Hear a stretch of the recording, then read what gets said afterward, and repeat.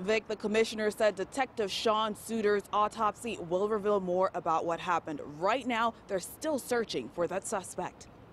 That's because one of the pillars of our democracy, American law enforcement, has been attacked. 3 days after veteran Baltimore detective, husband and father of 5 was shot in the head, there are additional details on the deadly encounter.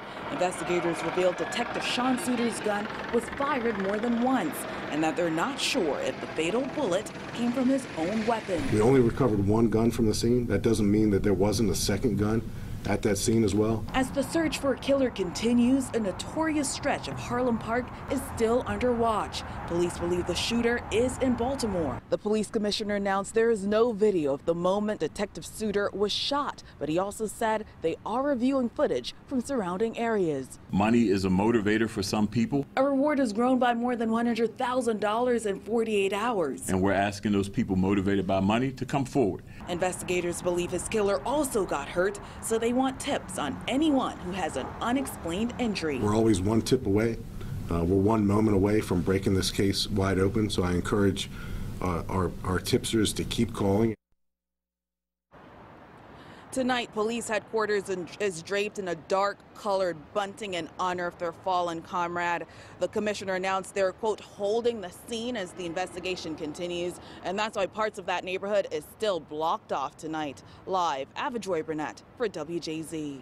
Avajoy, thank you. Our coverage continues now with George Solis live in West Baltimore, where a community struggles to find a sense of normalcy.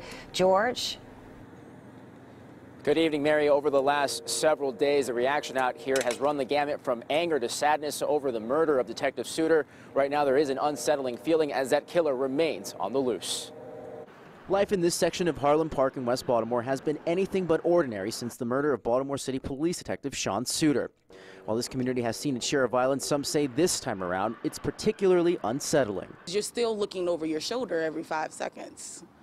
You know, I have to call somebody every time I leave the house and, you know, keep them on the phone with me while I'm going throughout my day because you just don't know.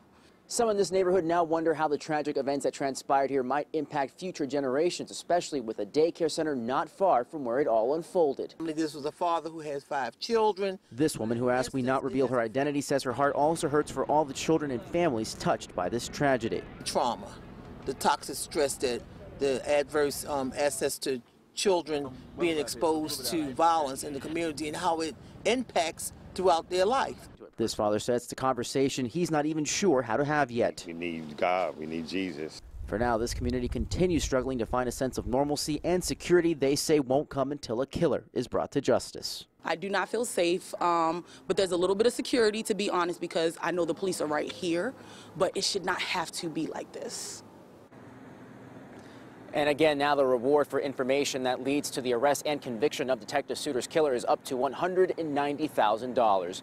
Live in West Baltimore tonight, George Solis reporting for WJZ. George, thank you. And here's the latest on the investigation into the murder of Detective Suter. His killer still on the loose tonight, according to police. The Harlem Park neighborhood where it happened continues to be an active crime scene. Detective Suter was working on a homicide case at the time, and police confirmed the detective's gun was fired multiple times at the scene.